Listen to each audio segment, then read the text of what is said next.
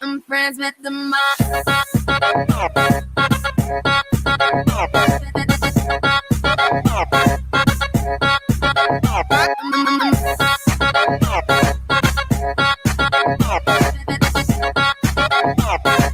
Everybody knows I'm a motherfucking monster.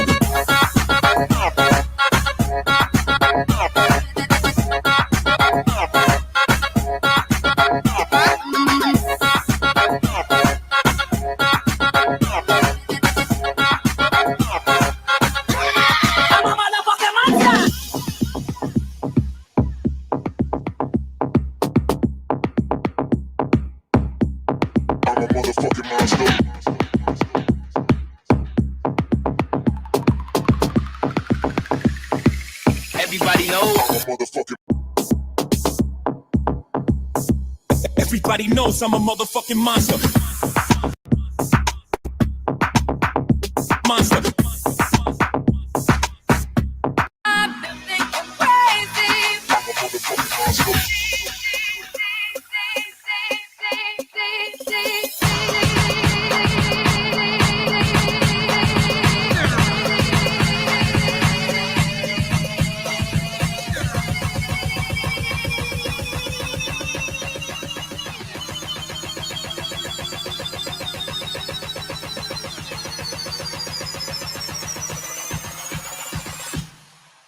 I'm friends with the mom.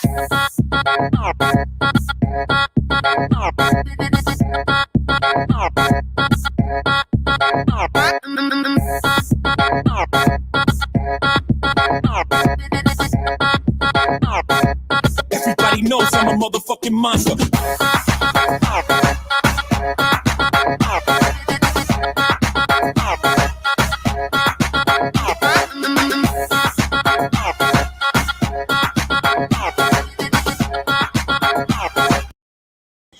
Yes, please hit the like. Thank you.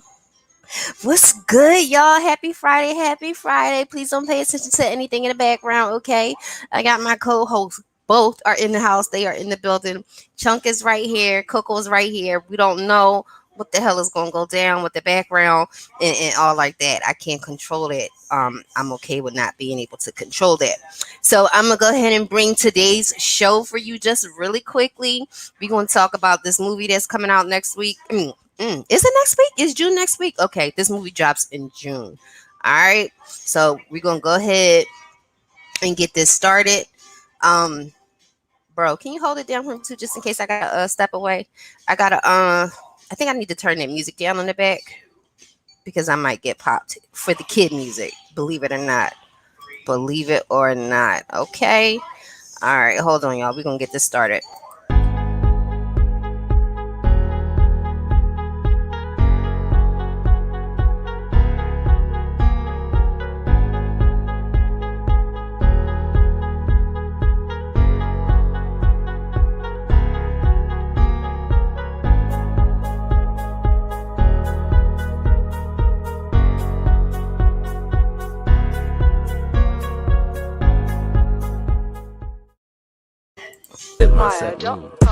They call me the Oracle. I'm about to make this historical. These questions you ask me rhetorical. Like who do I be? You know. I am the queen.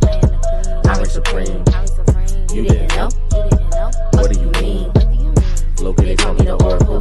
I'm about to make this historical. These questions you ask me rhetorical. Like who do I be?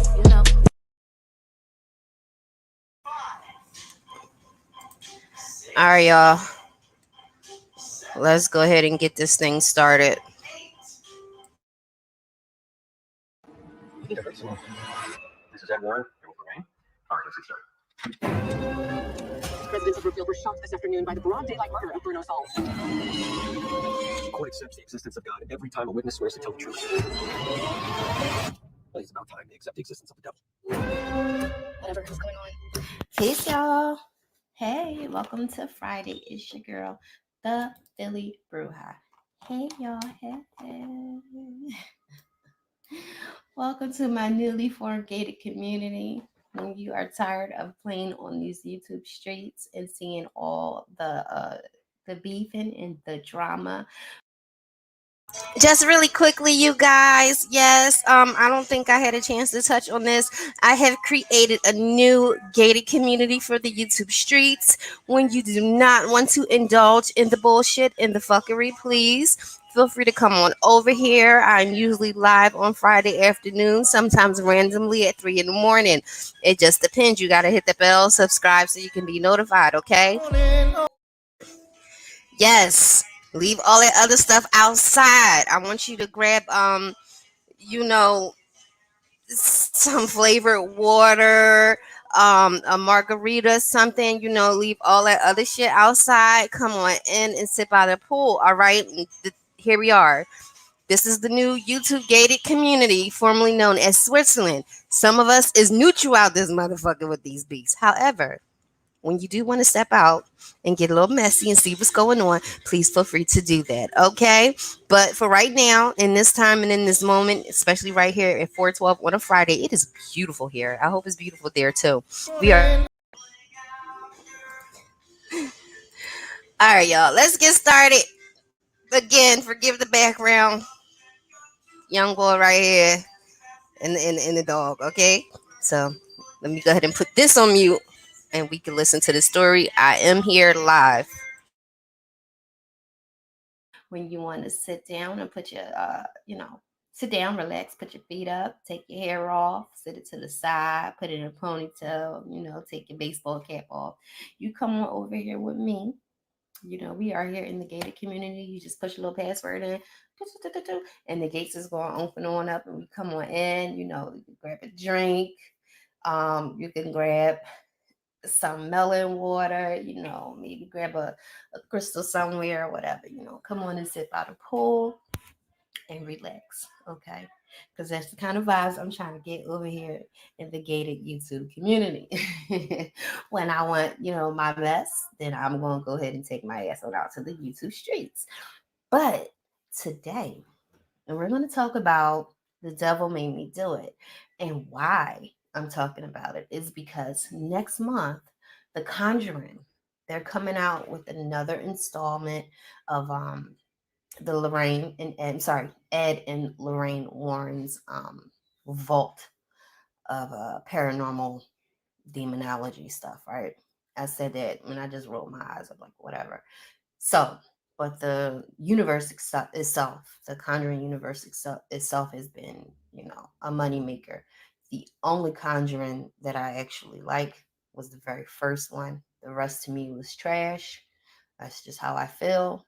I consider myself a self-proclaimed horror aficionado. I watch them all, okay? Even the ones that's in different languages. One of my favorites happened to be the Japanese ones. Oh, you talking about some scary movies? Yes. Once you get past the subtitles, you just fall right in. Good shit. I literally horror is my thing, right? So I wanted to just discuss this whole thing because it's coming out next month. As always, as you can see by the trailer, it looks good, but we gonna see, right? Because the Nun, oh man, epic film. Anyway, first thing is first. What I wanted to discuss was the psychology of blaming the devil, right? Many people use the devil as a metaphor. Now, as an example, you had Flip Wilson back in the day who would, put on a dress and become Geraldine, and he would do some outrageous shit, or do something or say something crazy, and then he'll grin in the camera and say the devil made me do it, and then everybody would laugh hysterically because everyone knew it was a joke, right? Everybody was in on the joke. Oh, hee ha ha, it's hilarious. I mean, not to turn this political and racial, but anytime a black man puts on a dress, people find it hysterical. I don't. I am not laughing. I'm not. That's a sarcastic. Yeah, no. I see what y'all do in Hollywood. But anyway, we all knew that Flip was exploiting theology and basically to avoid taking responsibility for whatever he was doing at the time, and just turn around all funny and say the devil made me do it, and even from then, like, people would be like, the devil made me do it. And you get off the hook with your parents, your boss, your teacher, your partner. It's kind of like a get out of a jail card, like a get out of jail free card kind of thing. If I had to weigh it against something like what we see daily, when people do big bad things, they say, well, I'm just a troll. I'm just a troll. So, and everyone's supposed to say, oh, it's just a troll. So all the bad behavior is just excused. Does that make sense? I hope that makes sense. It's like a get out of jail card, free. What is it? A get out of jail free card. Yeah. But, Geraldine Flip Wilson, we use it every week, and the story was hilarious. It was a hit. It was a hit show. It's all fun and it's all hilarious until it's not. Okay, the devil in those terms seems like a magic cloak. It allows you to ignore all accountability. Shit, if I could do something bad and every time and just say, hey, the devil made me do it, I'm a troll, I mean, who wouldn't take a deal like that? If you could just go ahead and place all the responsibility on, this fictional character that Hollywood has created, horned, pitchforked, that one.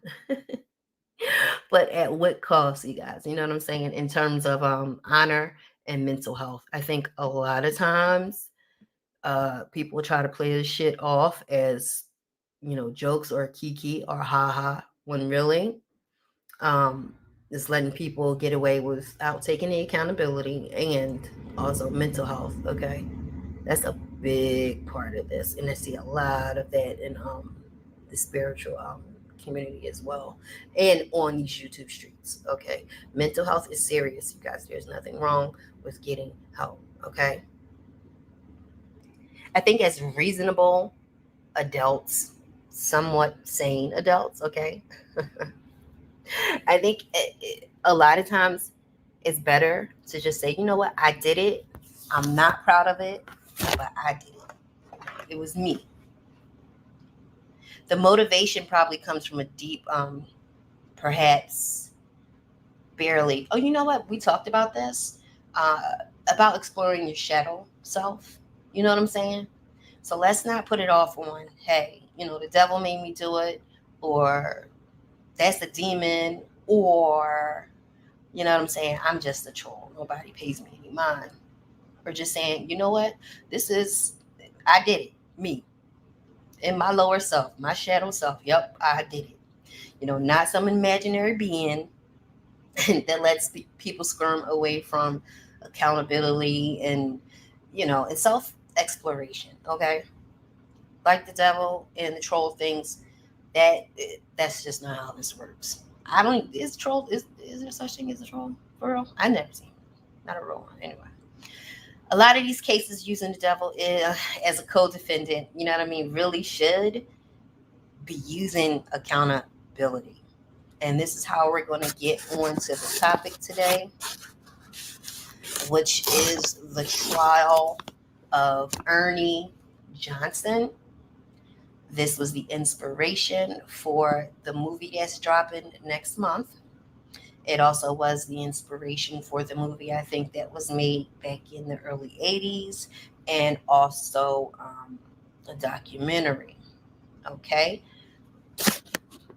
The trial of Ernie Johnson, also known as the Devil Made Me Do It case, is the first known court case in the United States in which the defense sought to prove innocence based upon the defendant's claim of a demonic possession and denial, 100% denial of personal responsibility for said crime. Okay, he literally used the devil, air quotes, as a co-defendant and the mastermind of the whole entire fucking event. Okay, so on November 24th in 1981 in Brookfield, Connecticut. There's always some shit going on in Connecticut, that's connected to Ed and Lorraine, who I actually think were full of it. All right, I do. They've been exposed so many times, it's ridiculous. But at the same time, hey, get your bag. I'm not hating. God bless both of them.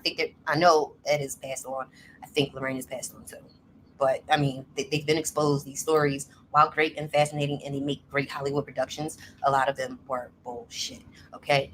On November 24th, 1981, of course, I took notes. In Brookfield, Connecticut, Ernie Johnson was convicted of first-degree manslaughter for killing his landlord, Alan Bono. Okay. Now, where did this start? According to the testimony by the Gletzel family, this started with 11-year-old David Gletzel. He was originally the one who had played host to the demon, according to Ed and Lorraine. After witnessing a number of increasing ominous occurrences involving David, the family was exhausted and terrified. They decided to enlist the aid of self-described demonologists. Listen to me. Self-described demonologists Ed and Lorraine Warren in a last-ditch effort to cure David. The Gletzel family, along with the Warrens, then proceeded to have multiple priests petition the Catholic Church, to have a formal exorcism performed on David, the child. The process continued for several days, concluding when, according to those present, a demon fled the child's body and took up residence within Arnie. In steps Arnie. Okay, here we are. First and foremost, quote unquote civilians of this whole thing has no business in a situation like this whatsoever. All right. That's just negligent all the way around. Okay. That's number one. So you got Arnie here, who is the girlfriend of David. Sorry, Arnie is the boyfriend of David's sister. All right. So in this heated exorcism, Arnie was like, you know what? Come into me, come out of the child and come into me, take me over. So he was all big and bad. He was like, he's red, what's good? So I guess, this alleged demon said, all right, what's good? You know what I mean? So he jumped in, supposedly, right? Several months later, all right, Arnie killed his landlord during a heated conversation. And we're going to get into that too. His defense lawyer argued in court that he was possessed, but the judge ruled that such a defense could never be proven and was therefore infeasible in the court of law, as it should have been. Period. Let me tell you why.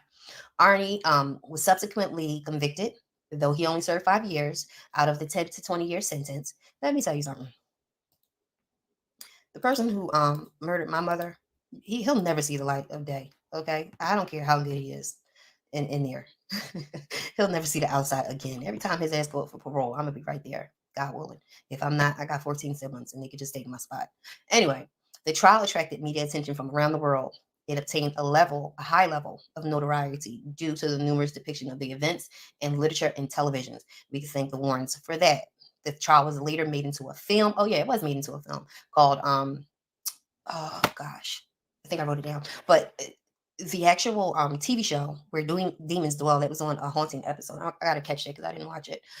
They didn't believe in demonic possession itself, or activities, but they claimed their father to be a witness to all of this activity as well. So we got both Arnie, who was the defendant, and Debbie, who was the girlfriend. They were adamant in their support of the Warrens' recollection of events. They asserted that the paranormal activity began after they went to clean up a rental property they had just acquired.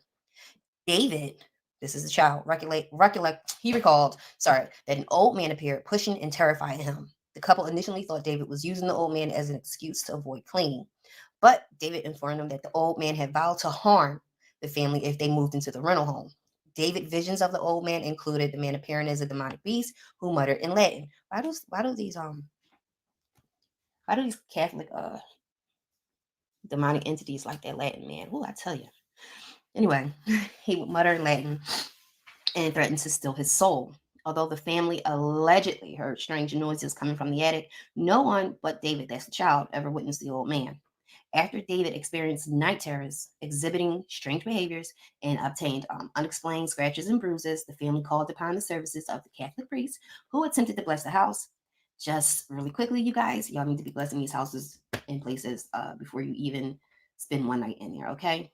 Even if you got your house built brand new from the ground up, you need to do research on the land, okay? because even if it's not paranormal or supernatural, you need to know what kind of land it is. Because if I can recall correctly, there is a whole section in Philly where they had to bulldoze the houses because the ground itself was sinking. It wasn't nothing supernatural about it. It just the ground underneath of it was not made to hold that kind of dwelling. So I think now it just looks like a park, which probably should have just been a park anyway. But at one time, it was row houses. So anyway, the terrified family concluded that the house was evil.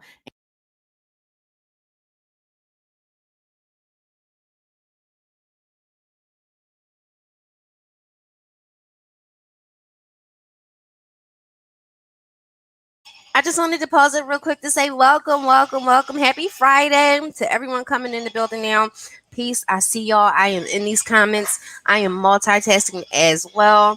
Again, just a quick reminder. You are now entering the land of the gated community of the YouTube streets, okay? All the drama, the beef, all of that. We're going to sit there and put that on the...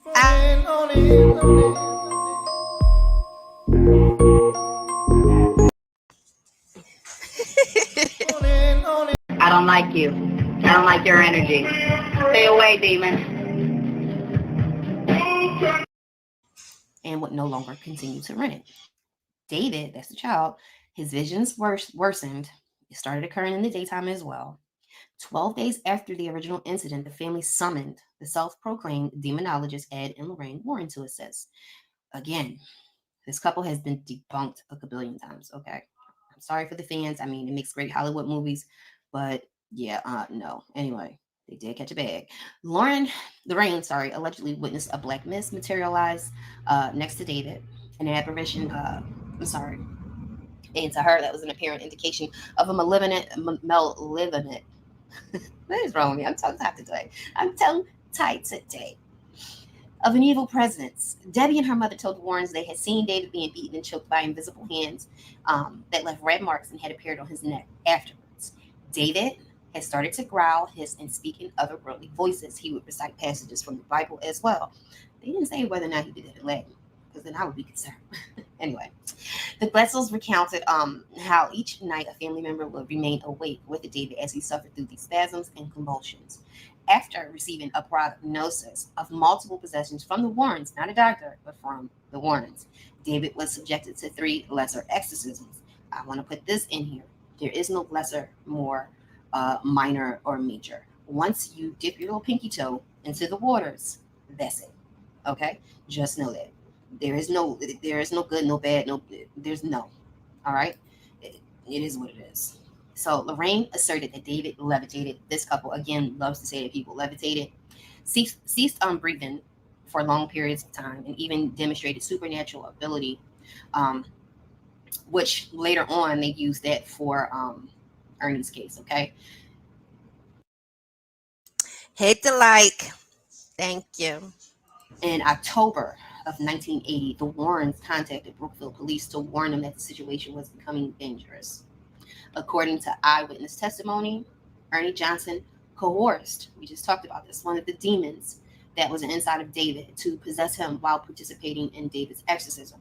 Ernie ain't had no business participating in no exorcisms, okay? It is here. This is coming from a haunting. They veer away from the circumstances of Johnson's possession as described by those involved. According to the show, a few days after Johnson egged the demon on during the exorcism, he was attacked rather viciously by a demon which allegedly took control of his car and forced it into a tree. Fortunately, Ernie Johnson was unharmed. Now, this also goes back to what we were talking about in my last live, jumpers. I think that I did do a video on jumpers, and I don't think that's something I would put on private, so I have to go back and look, and I'll reshare it. If not, I'll just make another one on what a jumper is and what happens. All right. So after this incident, Johnson returned to the rental property. Johnson and Arnie is the same person, by the way, y'all. Rental property to examine an old well that supposedly housed the demon. And both the dramatized version and his personal account, Ernie recollects that this was his final encounter with the demon while completely lucid. After encountering the demon at the well and making contact with it, he became Marwan. And what you're going to do is behave and hit the like. Thank you. Hey, E. Possessed. The Warrens claimed Wait a minute. 1 second. See this thing? I gotta keep making sure my volume is staying steady. The Warrens claimed to have warned him not to do it, although their warning was not mentioned in the documentary in A Haunting. As David conditioned, the child's condition worsened further. Debbie and Johnson, who had been living in the mother's home, decided it was time to move.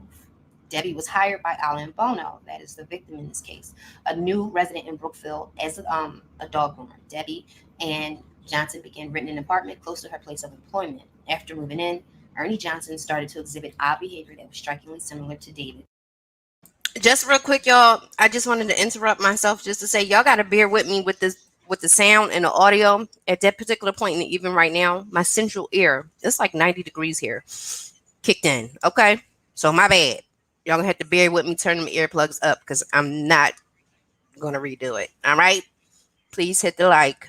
Thank you. Causing Debbie to fear that he had become possessed as well. According to Debbie, Arnie would fall into a trance-like state where he would growl and hallucinate, but later had no memory of it. Okay, so now we're here in February 16th, 1981. Johnson called in sick to his job at Bright Tree Services and joined Debbie at the kennel where she worked, along with her sister Wanda and Debbie's 9-year-old cousin Mary. Now, keep that in your mind. 9-year-old cousin Mary. Bono, the couple's landlord and Debbie's employer at the kennel, brought the group lunch at a local bar and proceeded to drink heavily. So they all, well, Arnie and Bono, they was getting really saucy and shit, right? So after lunch, the group returned to the kennel. Debbie then took the girls to get pizza, but insisted they return quickly, anticipating trouble. That's because he was drunk, okay? When they returned, Bono, intoxicated to the point where he was becoming agitated and was pretty much messing with everyone. So at that time, everyone left the room at Debbie's urging except for Bono. He then began to hold on to Mary, the 9-year-old, and refused to let her go. Now, Arnie had headed back to the apartment and ordered Bono to release Mary. He ain't had no business with that 9-year-old child, okay? Wanda recounted that she recounted the following events to the police. Mary ran for the car as Debbie attempted to mitigate the situation by standing between the two men. Wanda tried in vain to pull Johnson away. Johnson, this is Arnie, y'all, growling like an animal. Then he drew a 5-inch pocket knife and stabbed Bono repeatedly. Bono died several hours later, according to Arnie's lawyer. Bono had suffered 4 to 5 tremendous wounds, mostly in his chest, and one that stretched from his stomach to the base of his heart. So it's like he literally was gutting him like a fish with that little pocket knife. Crazy. Anyway, Arnie was discovered 2 miles from the site of the murder and was held at Bridgeport Correctional Center on bail of $125,000. Also, this was the first murder in the history of Brookfield, Connecticut. So y'all know the media was going crazy, right? It was everywhere. Everywhere. So the day after the murder, Miss Lorraine Warren, okay, she decided to call the police and was like, yeah, Arnie, he was around when we did this exorcism on this child David, and at the time, that's when he had became possessed by whatever had David, right? When the crime was committed or whatever. So, with the Warrens being involved, everything surrounding the story just blew up, okay? And, also the Warrens, they got a bag, okay? They did lectures, books. It was a movie. Quick commercial break. Just welcome to the gated community. I'm gonna let it continue. This is actually about maybe 5 minutes left or so, and then I'll discuss something else real quick with y'all. Oh, the link is in the chat if you want to jump up on here. I got some time. Today is Friday. Arnie's lawyer was getting calls from all over the world about what was being called the demon murder trial. You even had the lawyer, Manella, travel to England to meet with other lawyers who had been involved in 2 similar cases. Neither of those cases in England went to trial. I didn't know. I'm actually looking to see what happened with that. So he had planned to fly in the exorcism specialist from Europe and threatened to subpoena the priest who oversaw the child's original exorcism if they did not cooperate with the defense. That's crazy. Johnson served almost 5 years of the 10 to 20 sentence for his November 1981 conviction on a reduced charge of first-degree manslaughter. He was scheduled for parole on February 26th, but was released early because of his good behavior. I honestly feel like had the alcohol and stuff not have been involved, and they could have proved that Bono was actually trying to harm this child, he might have got away with even less time. if any. But anyway, in pretrial hearings, Johnson claimed that he had become possessed by demons after challenging the devil, air quotes, to leave a 12-year-old boy and enter him during an exorcism. He said he killed Bono while under the devil's spell. And this whole thing with the devil, and it's just giving way too much accolades to the fictional, thing that we think the devil is. You know what I'm saying? It's just, there's a hierarchy here. You know what I'm saying? Like, the real devil is booked. I mean, the energy of the devil is booked and busy. Don't you see what's going on out here? A superior court judge refused to allow Johnson's defense of innocence by demonic possession, rightfully, okay? Nevertheless, the case attracted widespread attention. A book was written because, the Warrens, they gonna get that bag, okay? And they did make a movie. The movie was called The Demon Murder Case, and it starred Andy Griffin and Kevin Bacon. I never saw it. I'm gonna have to go back into the archives and see it. But while in prison, Johnson got married. Johnson is Arnie, y'all. He received his high school diploma. While he was in there, he earned several other educational certificates, and he took a number of college courses. That's according to the chief of parole at the time for the State of Corrections Department. He was basically a model inmate, right? And his mental condition was carefully examined, and they found nothing negative, no negative factors at all, because he probably got on meds, okay? And in this particular, I'm talking about the child. The child probably got some help. And in this particular case, to me, it seemed like everybody was just, they don't call them spirits for nothing. Everybody was drinking and getting saucy, and it's a bad day. All right. But his condition was found to be, for the most part, normal. There's no negative factors that would have stopped him from getting parole. Anyway, the board voted unanimously after the hearing in December to allow Johnson to be released early. All right. So this is just a quote, right? Possessions doesn't last 24 hours a day, Ed Warren said. It comes quickly and leaves quickly. Arnie understands what happened to him. He now knows that something happens, how to ward it off, and he won't be stupid enough to take on the devil again. This, my friends, is a complete lie, and it's bullshit. And let me tell you something. Possession does not come quickly and leave quickly. That is a lie. It starts off slow, even before the actual target is possessed or, starts getting infected with that kind of energy. You're going to see signs. You're going to see stuff like the other story. You had big ass flies in the wintertime, right? They're going to see the increase in roaches and mice, like that kind of shit. You're going to see all that smells, bad smells. That's even before that kind of energy picks its actual target. And, unfortunately, the weaker ones is the ones who catch it, right? Anyway, Carl, now insteps Carl. So that is David's brother, who at the time of this, well, after all of this, in this particular interview, he was 42 years old, right? Living in Brookfield. He says, right, that the demon claim from the Warrens was all a hoax. It was designed to bring the Warrens more money, more fame. And he says his brother David suffered from mental illness as a young boy that led to hallucinations and delusions, but has since recovered and now owns his own construction business. They saw a gold mine. This is what David's brother said. He said, we are not going to be ridiculed again. He was like, I'm not going through this shit anymore. This is not happening again. He said that the boys, they were shunned by their friends, classmates. They even had trouble getting work later because of the notoriety of the case. He said, David himself, he don't want to comment. He don't even want to talk about it. The crazy thing is this movie is coming out next month, and you got people like me and others who's all up in the business once again, right? I'm not going to be contacting these people whatsoever. I'm not looking at nothing like that. I'm just going by what's here, right? So, yeah, it's unfortunate. The shit's coming out again next month, and people are going to be looking into it. I am one of those, okay? But the brother said, I ain't going through this shit again, and neither is my brother. He actually sued the Warrens. They sued him, right? And at the time, Lorraine was, I think, 80 years old or something like that. She said it was ridiculous, saying, this comes 25 years after the first book was published. She said the 6 Catholic priests attended the exorcism, and she and her husband witnessed some behavior. So that's it, that's all. And that's just the truth. And don't question nothing, because we got the backing of the Catholic priest and the Catholic Church. And, she was like saying, I said what I said. But they did settle for an undisclosed amount. Hopefully, David and his family were able to move past it now. You know what I'm saying? Hopefully. And Arnie and his family, that tragic event, and also, the victim's family, hopefully everyone has come to some kind of peace with it all. I don't know how, especially with another Hollywood hit coming out next month, and people going to be all up in the business once again.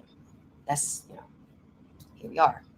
And Warren's, if I'm not mistaken, I think Lorraine has already passed on along with her husband, Ed. I do think that they were full of it, but it made for great TV. Now, this is the point where I'm going to talk about what is this whole devil energy and can you sell your soul? How much is it? Like that kind of thing. Hopefully. We're going to go ahead and we'll get into that. Okay. I just wanted to pre record this part, while I was quiet.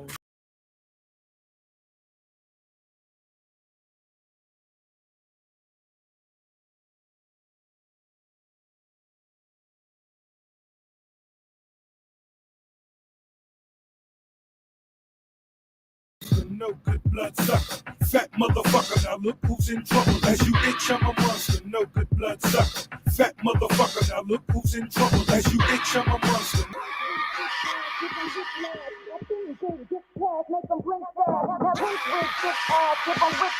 I think big, get cash, make them blink fast. Now pink wig, thick ass, give them whiplash. I think big, get cash, make them blink fast. Now look at what you just saw. This is what you live for. All right, y'all.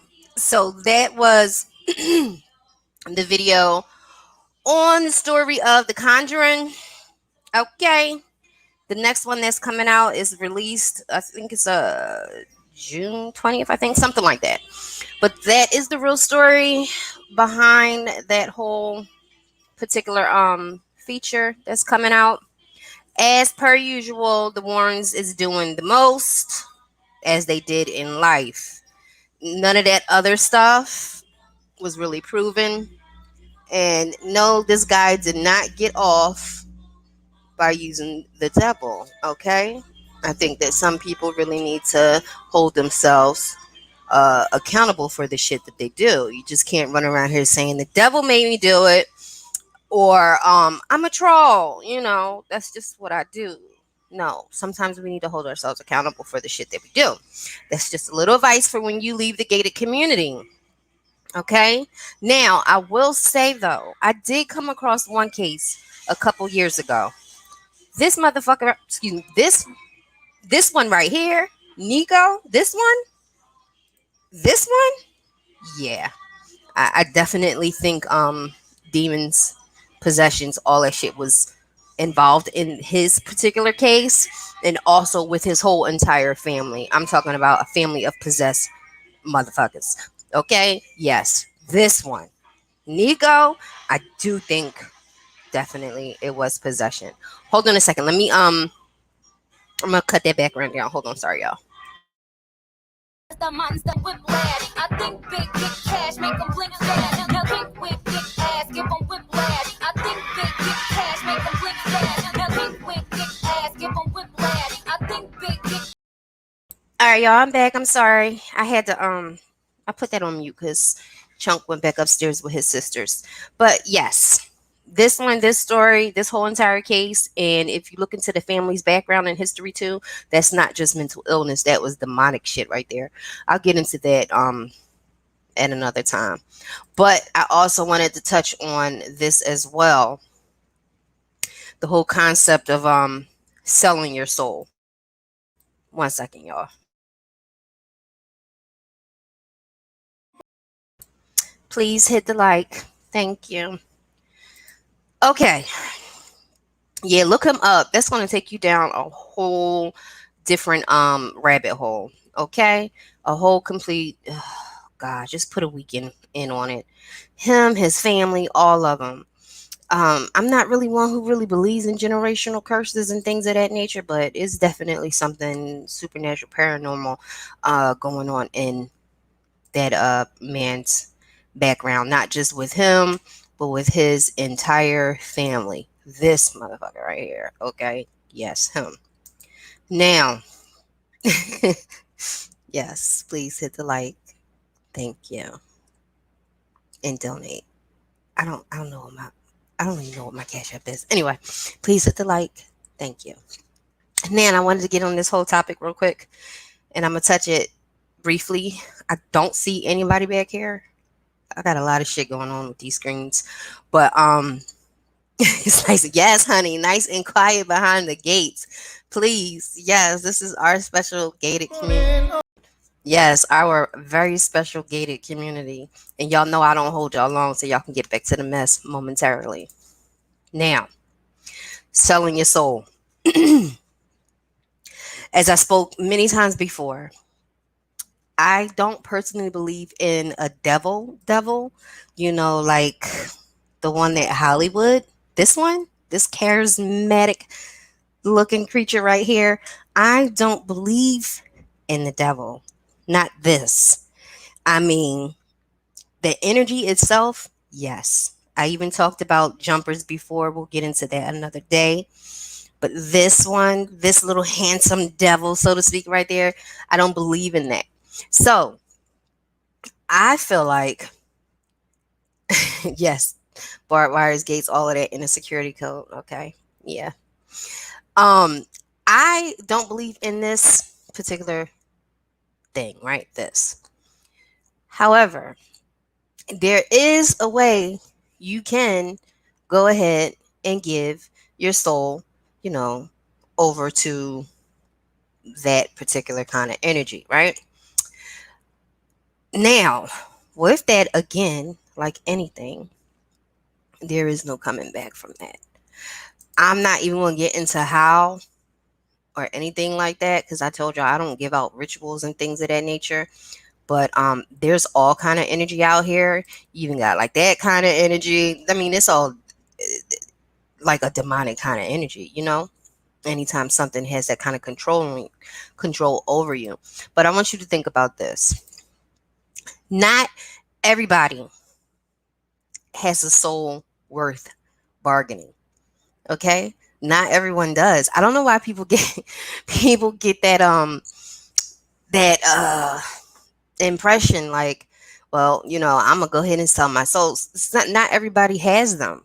Not everybody has a soul that's actually worth something. Some of you motherfuckers, it's nothing in there. There's nothing in there. So you can't bargain if you don't have anything in there. Or if it's already, taken.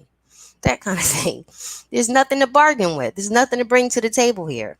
You know what I mean? Some people are just deplorable. Some folks was just born to be chaos dwellers. So again, when you think about that whole, when people want to say, oh, well, this rapper or this entertainer, what what oh, you gonna find out when you wake up dead, right? I was getting ready to say, like I was saying, some people's souls ain't worth shit. Okay, some people were born as vessels to carry on the chaos, because in order for this dimension to have balance, they go my co-host. In order for this dimension to have balance, you're gonna need chaos creators, right? You're gonna have the folks who are able to combat that chaos creator and that energy. And as long as you have empaths, you're going to have narcissistic people and people who display demonic behavior, period. He's looking all handsome in this picture to me, if I don't say if I don't say so myself. My co-host is jumping up and going crazy. Nobody is back here, so that's cool. I'm gonna go ahead and call it a day. I see y'all around these YouTube streets at some point. I'm gonna go ahead and make some food for the childrens and whatnot, or maybe just order out. It is the weekend, right? I should be off as a mama on the weekends. At least that's what I think. My husband can take it over from here.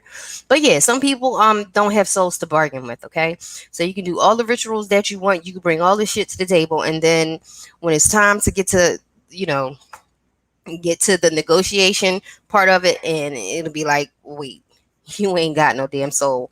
Your soul ain't shit. Some people, like I said, are just here to be vessels. The actual devils, they look like you, me, and anybody else. Okay? The actual devils look like you, me, and anybody else. And I would suggest that you teach your children that as well. Okay? Yes.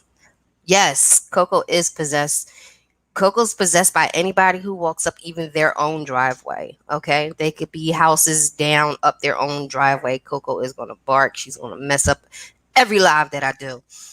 Y'all just gonna have to deal with it. But yes, not everyone has a soul worth selling. That's not how this works at all. Peace, Michael Phillips. You're going to have to hit the replay because I'm about to go ahead and shut it down. Again, thank you all for joining me in our private little gated community. I'm going to try to get up on here as much as I can as far as doing lives. When I find different topics, you can always post them under the comments or DM me on Instagram. You know, if you got something you want me to... But yes, you know, I enjoyed our little hour or so here, you know, in the gated community of the YouTube streets. All right. Y'all have a beautiful, beautiful, beautiful weekend. I know I'm not coming live this weekend anytime soon, but you know, as always, thank you. Thank you for joining me. Catch the replay. Please hit the like. Thank you. And as always, fuck this shit, I'm out. Fuck this shit, I'm out. No thanks. Don't mind me. I'ma just grab my stuff and leave. Excuse me, please. Fuck this shit, I'm out. Nope. Fuck this shit, I'm out. Alright then. I don't know what the fuck just happened, but I don't really care. I'ma get the fuck up out of here. Fuck this shit, I'm out.